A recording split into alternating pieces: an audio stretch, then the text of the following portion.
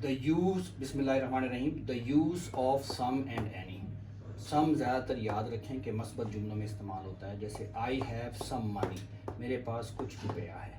हमारे पास कुछ चीनी है, वी हैव सम शुगर। इसमें आपने देखा कि सम जो है सिर्फ मस्बत जुमलों में इस्तेमाल होता है, लेकिन सवालिया और मनफी जुमलों के अंदर जो है वो एनी इस्तेमाल होगा। जैसे do you have got any wheat, क्या तुम्हारे पास कुछ गंदम है।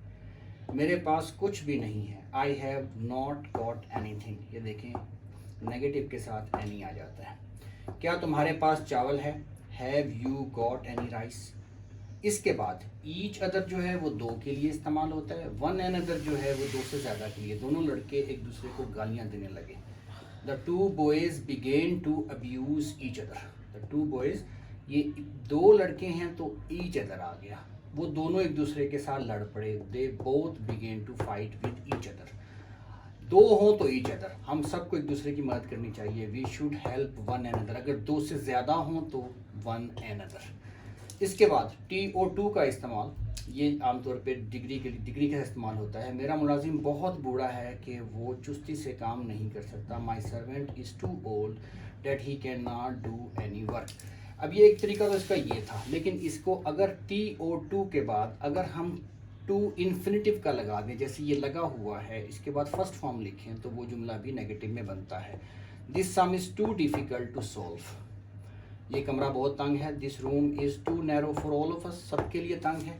वो इतना कमज़ोर है कि चल नहीं सकता। He is too weak to walk, ये हमने मैट्रिक में पढ़ा था। ही इज़ टू वीक, वो इतना कमज़ोर है कि चल नहीं सकता। TO2 के बाद जब जो टू इन्फिनिटिव का आएगा तो जुमला नेगेटिव होगा। हनीफ अभी बच्चा है कि उनको समझ नहीं सकता। Hanif is too young to understand. मुझे आपकी खिदमत में, अब इसी को आपने जुमले को आपने पॉजिटिव बनाया। ये जुमला पहले नेगेटिव में आ रहा था, मुझे आपकी खिदमत करने में ऐन खुशी होगी। I will be only too glad, too glad की बजाय अब हम ओनली का लफ्ज़ लगाने से इस जुमले को जो नेगेटिव आ रहा था हमने पॉजिटिव कर दिया।